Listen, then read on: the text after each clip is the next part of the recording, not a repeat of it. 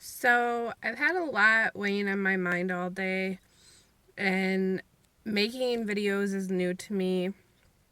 And I guess I don't really know when I should make them, um, if people want to hear what I have to say.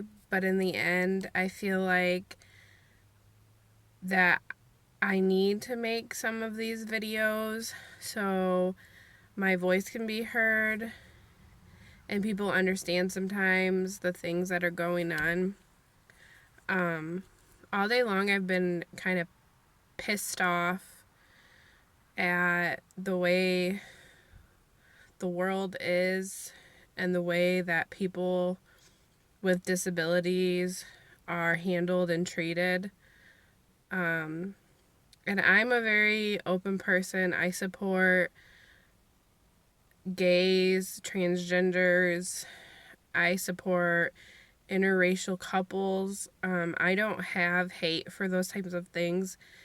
Um, I was raised not to, and I think my mother and my family, I grew up with gay family members.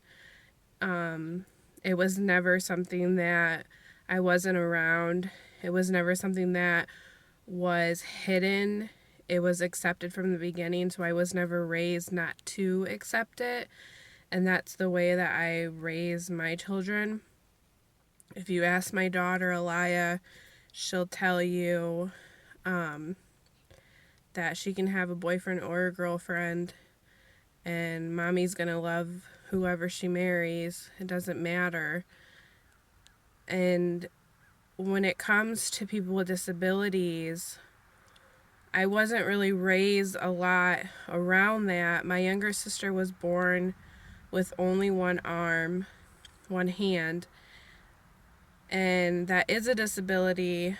But as far as the severity of violence goes, it wasn't in my life that much. And now that it is, I am pissed off at the way I see some people having to live. And I just wish it was not the way that it is. I am Ryland's mom, but I also work 12 hours a day for a company where I go into my clients' homes and I spend the day with them, basically helping them live their lives. And these people are people that I absolutely love and adore. Um, there are many days where I would, and I do, and I'm thankful that I am spending the day with my clients, then I would rather spend the day with an able bodied person because I go home every night. I might go home tired, and there's days I might go home crying because it was hard. But the people that I take care of have the biggest hearts and minds and have shown me so much in the last 2 years that I've worked for this company than some able bodied people that I have met. And the fact that I have friends with children like Rylan, and legally I can't really discuss my clients, so I won't. But the fact that there are people living with disabilities that are not getting what they need pisses me off to no end. That there are people with wheelchairs that are taped together or zip tied together. That insurance is deciding who needs a stander, or my child is laying on a counter to get her hair washed because Medicaid will not help me buy a bath chair for her that costs $500. So Rylan gets her hair washed in the sink in my kitchen as she lays on a counter because she's too big to fit in a baby bath and she can't safely sit in a sink. Yet insurance is trying to tell me that these are things that we don't need. And I see it every day. I'm in a group on Facebook, and that's what the group here it's every day is the battles. You know, it kills me to know that people are so worried about things that, like the bathroom issues that are going around, and I don't even really want to talk about it. And if you're on my Facebook, you see how much I share about how much we need better bathrooms. And I don't think until you have to take a full grown person into a public restroom, you would understand that bathrooms are not accommodating for disabled people either. So please tell me why we're focusing so much on whether or not a person has a vagina or a penis, or whether or not I'm going to be laying my adult daughter on a nasty bathroom floor because there's nowhere else to change her. I want to know why I have people that I love and people that mean so much to me that are in hazard risk of falling over because insurance, people who have never met them, why my daughter is not going to be able to get the things she needs because adults who are disabled have it 100 times worse. And it's disgusting. It disgusts me to no end. It disgusts me to know that one person can decide that a child like Rylan, who is 24-hour total assist care, who requires somebody to be up with them 24 hours, who has to be watched, who could die if they didn't have the supervision, that this person could decide that their parents who work full time, who both work, is going to lose the nursing that they have. And this person has never met this child, has never met these parents, but is just going to decide, nope, you don't get nursing anymore. How is that fair? And who's fighting? Who is going to fight for this? Where are the people fighting? I want to know where our lawmakers are, where Congress is. Why aren't the people with disabilities getting more? Why aren't we, the parents, getting more? A lot of times people think because Rylan's disabled that we're getting everything we need. We're not getting everything we need. I work full time and Glenn is a stay-at-home dad with her because there is not a daycare in this county that could take her if he wanted to go to work.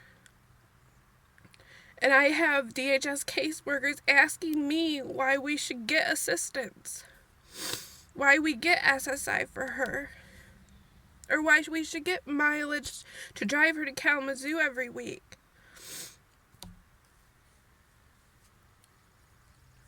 It's hard. It's a lot. It's hard not having a home that can accommodate Rylan and not knowing when that's going to happen. It's hard going to work and seeing people I love suffering because somebody that works for an insurance company that's never met people I love can tell somebody no, that they don't need this.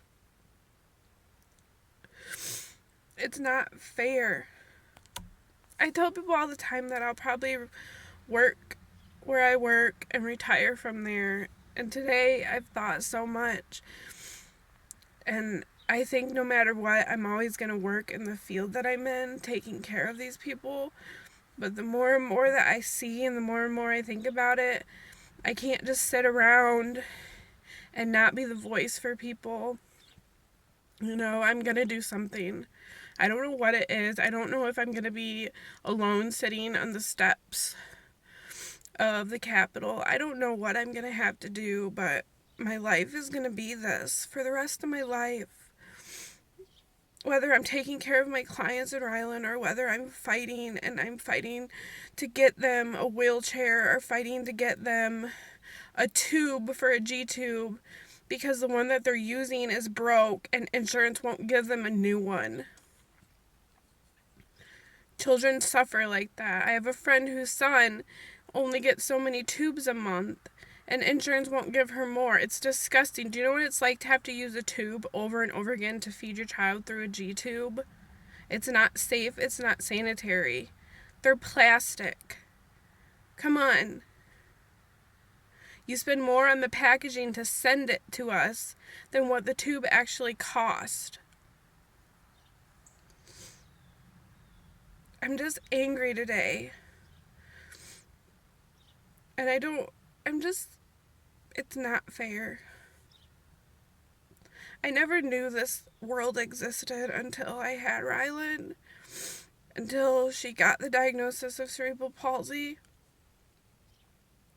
It disgusts me that this world exists where people like Rylan, children and adults, are suffering and needing and wanting. And people who are able bodied, who are making the decisions, telling parents no, that their child doesn't need that wheelchair or doesn't need that lift on their vehicle, are sitting in an office somewhere not having to be the ones breaking their backs or deciding if you're going to buy groceries or pay your electric bill. And then having someone question why, when you do need help, why you need it. It's not fair. Our health insurance in this country is so messed up. And I voted for Obama, but this Obamacare isn't good. I can't even explain to people. Until you're in the situation, until you are put in a situation where you can't carry your child physically and you have nothing to put them in, or your child is laying on a kitchen counter getting her hair washed because you can't safely put her in the tub, you're never gonna understand.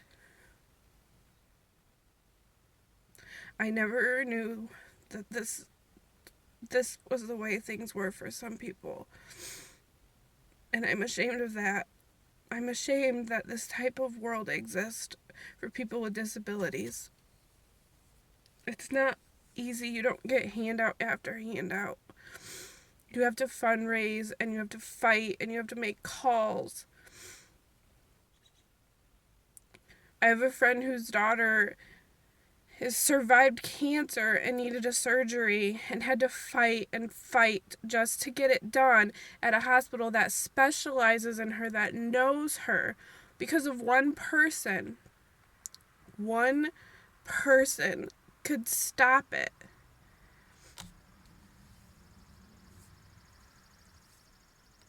Do we even really get to decide for our children? That's what I'm questioning today. I'm Rylan's mom, but if somebody could tell me no on something that I think she needs, what do I really hold the power to do? If I take her to a hospital, what do I really hold the power for? It's scary. I'm just so angry today. I'm so mad, but at the same time, I'm just deciding, my career is going to go so much further than taking care of my clients. I'm going to advocate for them. I'm going to fight for them, for my daughter. I'm going to fight for Keegan and Brookie and Lily and all those kids that are being told no, and all the adults, because clearly there's people that are making the decisions that just don't get it.